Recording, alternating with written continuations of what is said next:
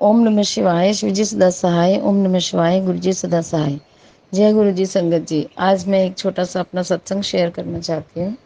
मैं अपने पिछले सत्संग में आपको बता चुकी हूँ कि मेरे दांतों में थोड़ी प्रॉब्लम थी, मसूड़ों में कैविटी की वजह से। तो उसका इलाज तो गुरुजी ने मेरा हाथ पकड़ के कराया। मुझे कोई भी जानकारी नहीं थी एम्स में, फिर भी गुरुजी ने ऐसे ही राह चलते किसी कोई जैसे बस में जब मुझे मिल गए तो उन्होंने आगे बिल्कुल अपने आप ही स्टाफ के होने के नाते बहुत जल्दी से उन्होंने स्लिप कटवा दी और फिर मैं उनके पीछे पीछे चली और उन्होंने आगे आगे जाके मेरे सारे काम कराए और बहुत अच्छे से मेरे सारे काम करे। जिस डॉक्टर ने भी मेरा काम किया तो वो भी डॉक्टर बहुत ही अच्छा था, बहुत ही अच्छे ढंग से किया। तभी पिछले सत्संग में मैंने बताया था कि मेरा 1.5 घंटे तक का सर्जरी टाइप चला था, मतलब बहुत अच्छे से उन्होंने किया, स्टिचेस वगैरह लगाए। और उसके बाद मुझे स्टिचेस कटवाने थे अभी वेडनेसडे को, तो मैं उस दिन गई।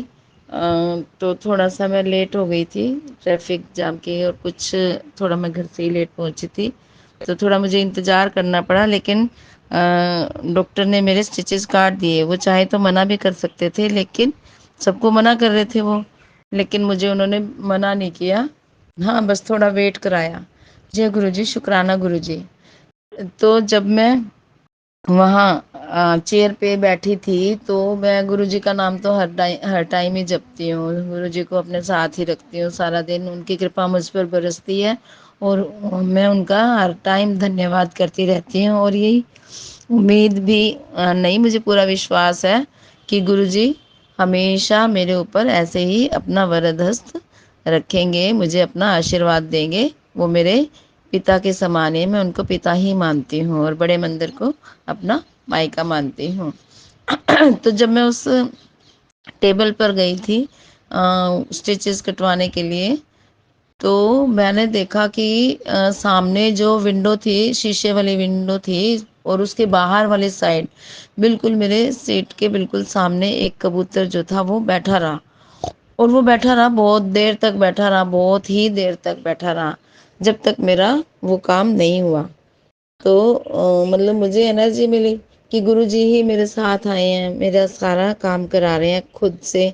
जबकि डॉक्टर मना कर सकते थे कि आप इतना लेट आए हो, सुबह सुबह आना होता है ना। इतना लेट तो हम उनको बुलाते हैं जिनको हमने टाइम दिया होता है, अपॉइंटमेंट होती है।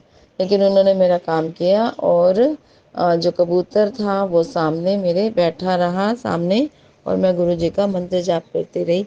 काम तो सिर्फ 2-4 मिनट का था।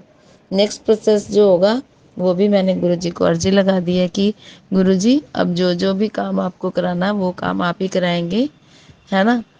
और एक अर्जी मैंने लगाई थी डायबिटीज़ की, वो मुझे अभी 2019 में हुई थी, और मैंने कहा था कि उसके बाद मैं बहुत परेशान हुई। कुछ टाइम तो मैंने दवाई ली, लेकिन फिर मैंने दवाइयाँ छोड़ दी और मैं बहुत केयरलेस हो गई, सब कुछ खाने लगी और बिल्कुल भी केयर नहीं करी। तो मेरी दोबारा से बढ़ गई थी वो शुगर। लेकिन फिर अब मुझे टेंशन हो गई कि ये बढ़ गई है इतनी, है ना। इतना केयरलेसनेस ठीक नहीं होता है। अगर आपको कोई डिजीज़ है तो मेरे गुरुजी के मेरे पास बहुत सारे मैसेज स्क्रॉल होते थे कि तेरी एक एक बीमारी को जड़ से काट दूंगा, है ना। दवाई अपना काम करती है और जल प्रसाद अपना काम करता है, लंगर प्रसाद अपना काम करता है। तो मैंने सोचा कि गुरुजी मुझे 5 सोमवार लगातार आप लंगर प्रसाद छकाओ, गुरुजी लंगर प्रसाद छकाओ। मैं हर 5 सोमवार लगातार बड़े मंदिर आऊँ। और मैंने दवाइयाँ ली हैं। अब मैंने हफ्ता 10 दिन हुई होंगी दवाइयाँ ली। तो आज मैंने जो टेस्टिंग कराई ना, आज मैंने हाफ़ ही टेबलेट ली और शाम को मैंने आयुर्वेदिक शुरू करी है अभी। और मेरे को ये पता है कि गुरुजी, पहले मैंने एक गोली सुबह एक गोली शाम को लेती थी, है ना। अब मैंने 3-4 दिन से हाफ सुबह और हाफ शाम को, मतलब टोटल एक टेबलेट लिया है। और अब मैंने शुरू करी है शाम को आयुर्वेदिक दवाई। तो आयुर्वेदिक दवाई ली है मैंने, सिर्फ 2 दिन हुए हैं। तो मैं ये सोच रही हूँ आयुर्वेदिक भी छोड़ दूंगी। तो सबसे खुशी की बात तो आज जो है ना, आज मैंने ढोडा भी खाया था और गेहूं की रोटी खाई थी और ना सब कुछ ही खाया, मतलब कुल मिलाकर इतना ज़्यादा, मतलब दवाई ले रही हूँ ना, तो मैं सोच रही हूँ कि इतना ज़्यादा भी परहेज़ नहीं। वैसे मल्टीग्रेन खाती हूँ मैं, लेकिन आज मैंने वो वाली, क्योंकि दाँत की प्रॉब्लम थी, ताज़ी रोटी बना के, वो थोड़ी हार्ड होती है, इसलिए मैंने गेहूँ की ताज़ी रोटी बना कर खाई। क्योंकि दांतों की थोड़ी प्रॉब्लम चल रही है। पीछे मैंने दलिया वगैरह खाया, खिचड़ी खाई है ना, और मल्टीग्रेन कम खाया, लेकिन उसके बावजूद भी आज मेरी जो शुगर आई है वो आई है 115। खाना खाने के बाद शाम को सारा दिन खाती रही हूँ, है ना, सब कुछ खाया है, डोडा भी खाया मीठा, खा के आई हूँ, गेहूं की रोटी खाई है डायरेक्ट। और उसके बाद भी अभी मैं करा के आई हूँ, तो 115, 115 तो बिल्कुल बिल्कुल नॉर्मल है। खाने के बाद 115 बिल्कुल नॉर्मल है। तो गुरुजी को मैं लख लख शुक्रिया करती हूँ। हे गुरुजी महाराज, आपका बहुत बहुत बहुत धन्यवाद। मैंने गुरुजी को अर्जी लगाई थी मेरी डायबिटीज़ बिल्कुल ख़त्म हो जाए, वो आपने एक इंडिकेशन तो दे दिया है ना, कि ये कम हो गई है। मेरे दिमाग बहुत चलता है संगत जी, बहुत ही ज़्यादा दिमाग चलता है, और इसी वजह से शायद मुझे टेंशन से ही ये हुई है बीमारी, कि मैं ये सोच रही थी, अरे कभी दवाइयों का भी ना असर हो, मेरे पेट में दर्द हो जाए तो मुझे लगता कभी तेरी किडनी पे ना असर आ गया हो, आई साइट में मुझे थोड़ा फर्क पड़ गया, तेरी आंखों पे भी असर आ गया है, स्किन पे तो मुझे थोड़ा पहले आ ही गया था। तो मैं ऐसे ऐसे सारा दिन मेरे नेगेटिव नेगेटिव नेगेटिव। मैं ये भी गुरु जी से अरदास करूंगी, गुरु जी मुझे पॉजिटिविटी से भर दो, बिल्कुल पॉजिटिव एनर्जी मेरे अंदर आए, सारा दिन पॉजिटिव रहूं। और 4-5 दिन से तो मैं पॉजिटिव हूँ, बहुत ज़्यादा, बहुत ही ज़्यादा, चाहे कुछ हो जाए मैं अब टेंशन नहीं लूंगी। ये गुरुजी से भी मेरा वादा, और गुरुजी भी मुझे बकअप करेंगे, है ना। गुरुजी मेरा एक बेटी को जैसे भी उनको ट्रीट करना है, वो उनकी हेडेक है, गुरुजी की हेडेक है, कि वो मुझे कैसे ये नेगेटिविटी से दूर रखेंगे। और मैंने कोशिश अपनी कर ली है, बिल्कुल मैं एक टीचर हूँ और अपनी क्लास में पूरा एंजॉय लेकर पढ़ाती हूँ। बच्चे मेरे से बहुत खुश हैं, बहुत खुश हैं। मैं प्ले वे में पढ़ाती हूँ बच्चों को, इंग्लिश पढ़ाती हूँ मैं। और मतलब मैं बेकार की बातों में नहीं उलझी रहती, मैं सारा दिन अपने काम में ही बिजी रहना चाहती हूँ। और आजकल तो सावन का महीना है, तो मैं शिव स्तोत्र वगैरह सुन लेती हूँ, या गुरु जी का मंत्र जाप चला देती हूँ, रुद्राभिषेक सुन लेती हूँ। बस मुझे गुरु जी से यही अपील, अरदास, यही मेरी हाथ जोड़कर विनती है कि गुरु जी मुझे गलत लोगों से दूर रखो।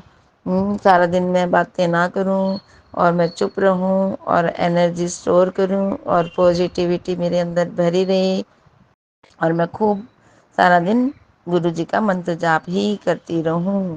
बस मुझे इसी में खुशी मिलती है, और इसी में मुझे खुशी मिलती रहेगी। अब गुरु जी ने मेरी एक अरदास तो पूरी कर दी, दांतों का आधा ट्रीटमेंट हुआ वैसे पर अभी, लेकिन शुरू हो गया एम्स से, और वो एम्स से द बेस्ट ट्रीटमेंट है, इसीलिए मैंने एम्स से लिया। दांतों का ट्रीटमेंट चालू हो गया है, डायबिटीज़ भी नॉर्मल पटरी पे आ गई है, और बिल्कुल ठीक हो जाएगी, मुझे भी जब पूरा पूरा विश्वास है। गुरुजी ने तो मुझे बहुत बहुत चमत्कार किए हैं, और डिजीज़ को गुरुजी जड़ से ख़त्म कर देंगे बिल्कुल। बस गुरुजी से मेरी ये भी अरदास है कि गुरुजी के भजन और ये सत्संग वगैरह के लिए मुझे अगर गुरुजी मौका देना, तो मैं बहुत अच्छा गा सकती हूँ मेरे हिसाब से, है ना। गुरुजी मैं बहुत कोशिश करूँगी ये मुझे एक सेवा का मौका दें आप। बस आज का मेरा सत्संग अब यहीं पे मैं विश्राम देती हूँ। गुरु जी का बहुत बहुत बहुत शुक्रिया कर रही हूँ। शब्द मेरे पास कम हैं। मैं गुरु जी से यही अरदास लगाऊंगी कि भगवान किसी को भी, ये गुरु जी, ये डायबिटीज़ ना हो, बहुत ज़्यादा ना हो। क्योंकि संगत जी मुझे चिंता सिर्फ इस बात की भी होती है, क्योंकि मेरे पापा को थी, और वो डायलिसिस पे चले गए थे। उनको मैंने अपने सामने देखा है, उनको मैंने अपने सामने देखा है। वो सारी बातें रूह कांप जाती है जब मैं वो सारी बातें याद करती हूँ। तो अब मैं याद नहीं करना चाहती, गुरु जी की मस्ती में ही डूबना चाहती हूँ। और गुरु जी से ये भी अरदास है कि मेरे पापा जहाँ भी, जिस भी जन्म में गए हैं, वो बहुत ही बहुत बहुत ही अच्छे इंसान थे, बहुत ही नेक दिल इंसान थे वो। और भगवान इस जन्म में उनको जो कमियां रही हैं, वो अगले जन्म में उनको एक भी कमी ना रहे। भगवान उनको सारी इच्छाएं गुरु जी पूरी करें, वो सुखी रहें, खुश रहें, बस सबको खुशी मिले। मुझे, मेरे परिवार को और पूरे संसार को भगवान गुरु जी ऐसे ही खुश रखना, अपना वरद हस्त हमारे ऊपर ऐसे ही कृपा दृष्टि बरसाए रखना। जय गुरु जी, शुक्राना गुरु जी। ओम नमः शिवाय, शिव जी सदा सहाय। ओम नमः शिवाय, गुरु जी सदा सहाय। जय गुरु जी, शुक्राना गुरु जी, अनंतम अनंतम शुक्राना मेरे मालिक।